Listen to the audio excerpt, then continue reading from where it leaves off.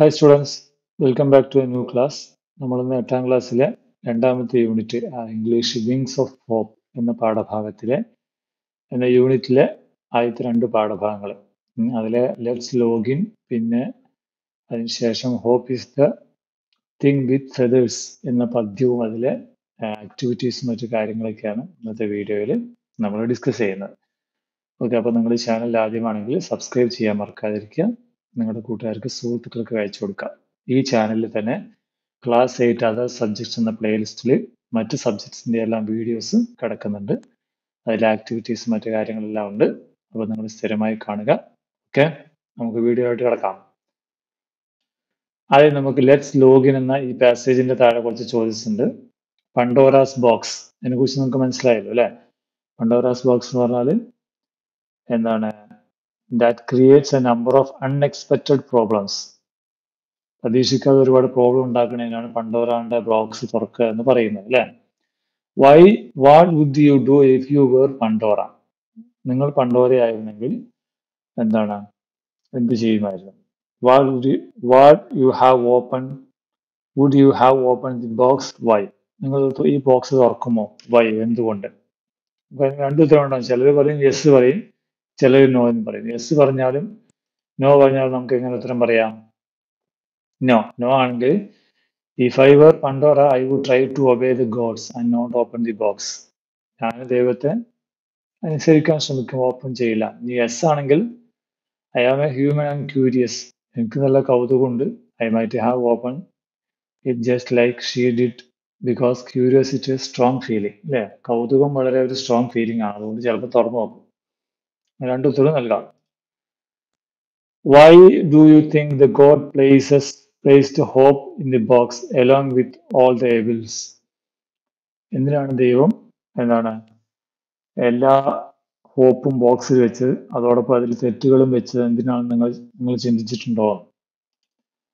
അപ്പോൾ the God placed hope in the box to give people strength and comfort after facing all evils.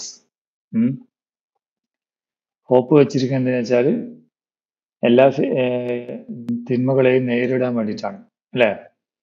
നേരിടാനുള്ള strength കിട്ടാൻ. Hope balances suffering by reminding us that good things can still emerge even in the darkest times.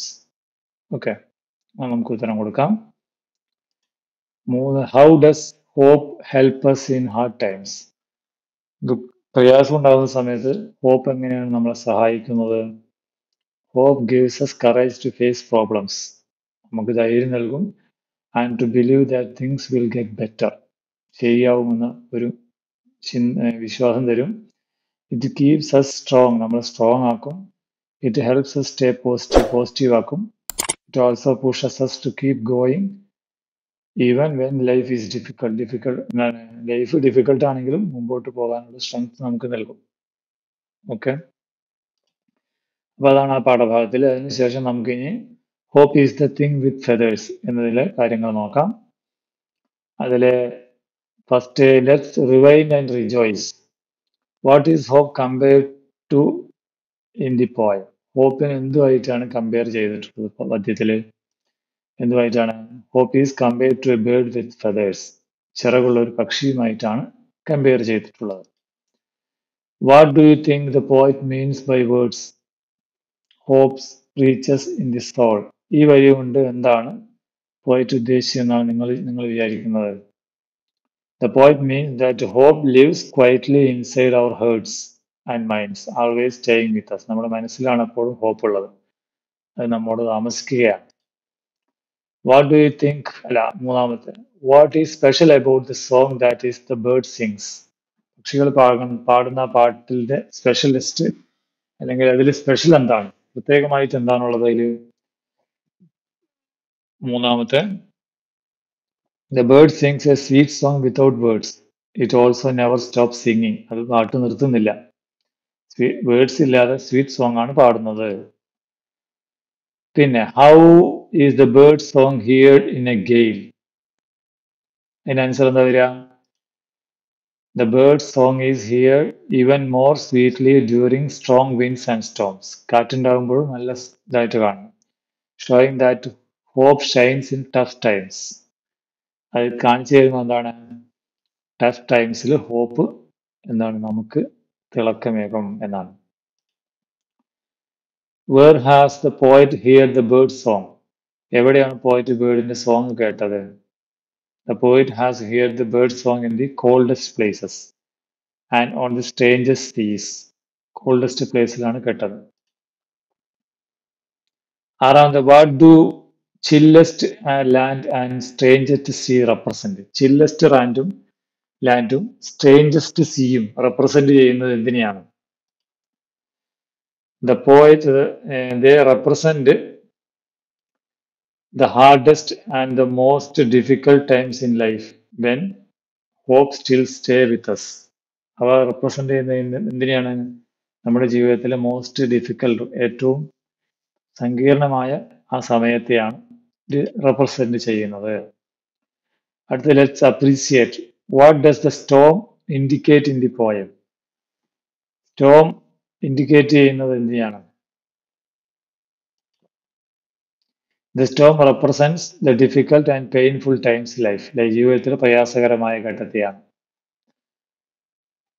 When everything seems hard and sad. Okay. Second one, what does the poet mean by the lines never in extremity it asked a crumb of? ഈ വരി കൊണ്ട് പോയിറ്റ് എന്താണ് ഉദ്ദേശിക്കുന്നത്? The poet means that even in the worst moments, എത്ര മോശം സാഹചര്യമായാലും hope never asks for anything in return. പ്രതീക്ഷ നമ്മളെ പുറകോട്ടടിക്കില്ല. ഇറ്റ് ഗീവ്സ് കംഫർട്ട്, നമുക്ക് ആശ്വാസം നൽകും. വിത്തൗട്ട് എക്സ്പെക്ടിങ് എനിത്തിങ്, ഒന്നും ആഗ്രഹിക്കാതെ. അടുത്തത്, how do the images of the bird and the storm helps us understand the poem? ബേർഡിന്റെ ചിത്രവും അതുപോലെ സ്റ്റോം, കാറ്റിന്റെയും ചിത്രം പോയം മനസ്സിലാക്കാൻ നമ്മളെ സഹായിക്കുന്നത് എങ്ങനെയാണ്?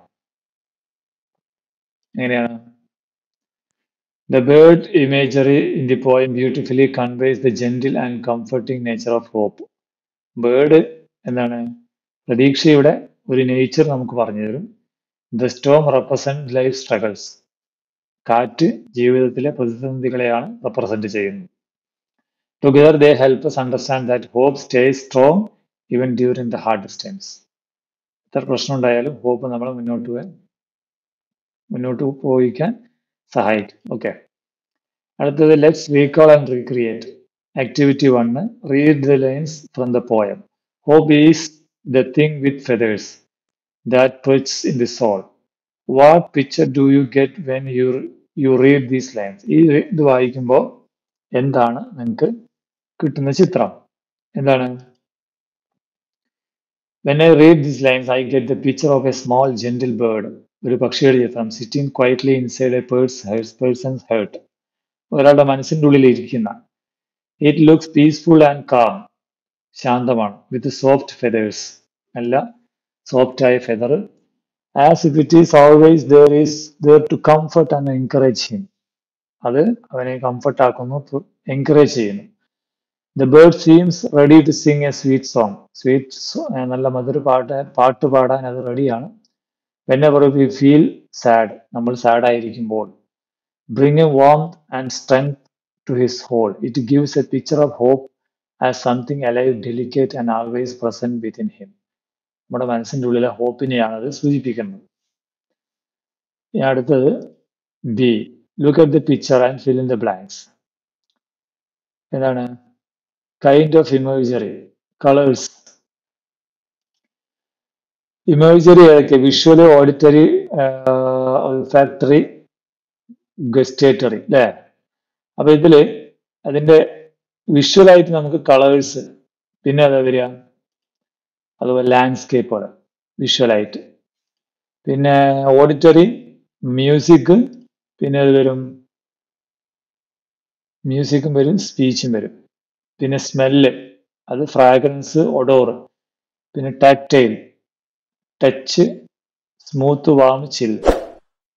ഓക്കെ. ഇനി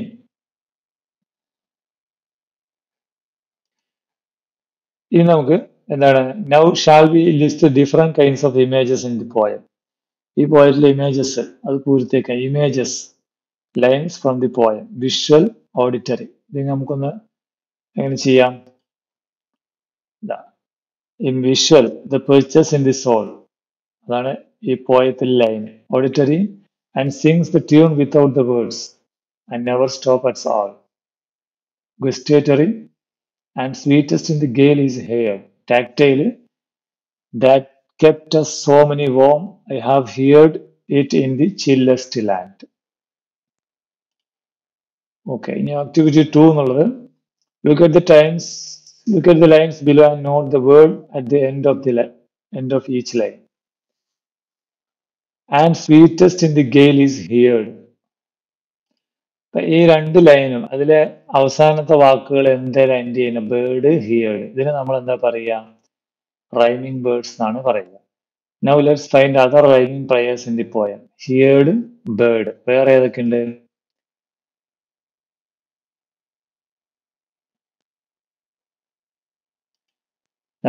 Feathers, words. Heard, bird. അങ്ങനെയുള്ളത്. Storm, warm. Soul, all. കണ്ടോ? അങ്ങനെയുള്ള വാക്കുകൾ കണ്ടു. എന്താണ് റൈമിംഗ് വേർഡ്സ് കണ്ടുപിടിക്കണം കേട്ടോ. എഴുതാം. ഇനി ആക്ടിവിറ്റി 3 നോക്കാം നമുക്ക്.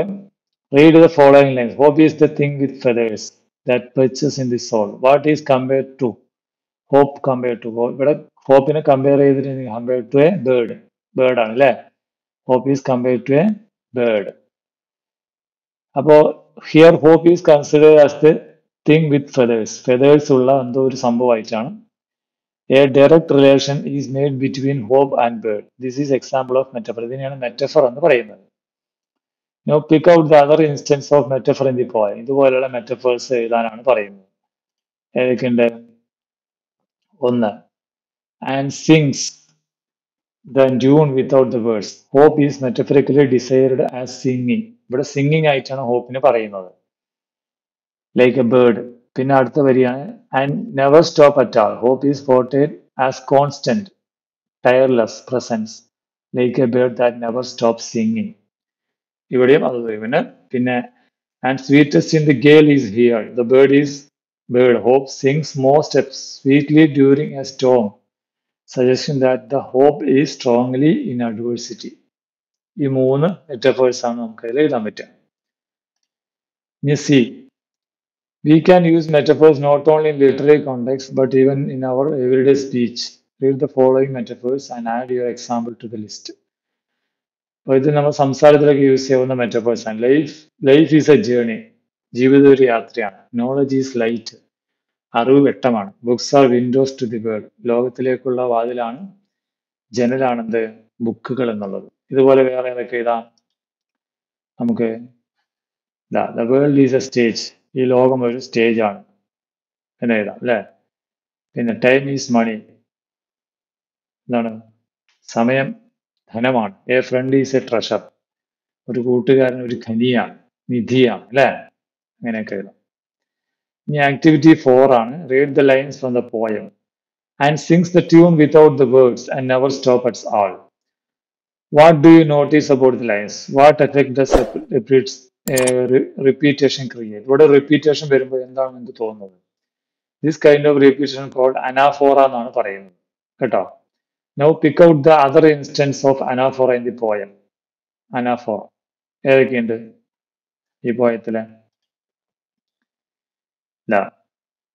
And sweetest in the gale is heard and sore must be in the storm. Each of these lines begins with and. ഇത് രണ്ടും തുടങ്ങുന്നത് ആൻഡ് കൊണ്ടാണ് അല്ലേ? Showing a pattern of anaphora used to build rhythm. ഒരു rhythm ഉണ്ടാക്കാൻ വേണ്ടിയിട്ടാണ് ഇവിടെ അപ്പൊ ഇതിനെ നമ്മൾ അനാഫോറ എന്നാ പറയുന്നത്. അതുപോലെ that could abash the little bird that kept so many. ഇവിടെ രണ്ടിനും ദാറ്റ് വെച്ചിട്ട് ഇത് ചെയ്തിരിക്കും.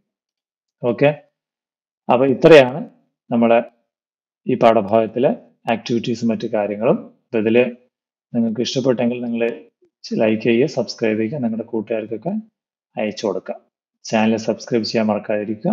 അതോടൊപ്പം നിങ്ങളുടെ 8ാം ക്ലാസ്സിലെ മറ്റു സബ്ജക്ട്സിൻ്റെ എല്ലാ ക്ലാസ്സുകൾ ഈ വീഡിയോയുടെ ഈ ചാനലിൽ തന്നെ ക്ലാസ് 8 അതർ സബ്ജക്ട്സ് എന്ന് പറഞ്ഞ പ്ലേലിസ്റ്റിൽ കിടപ്പുണ്ട്.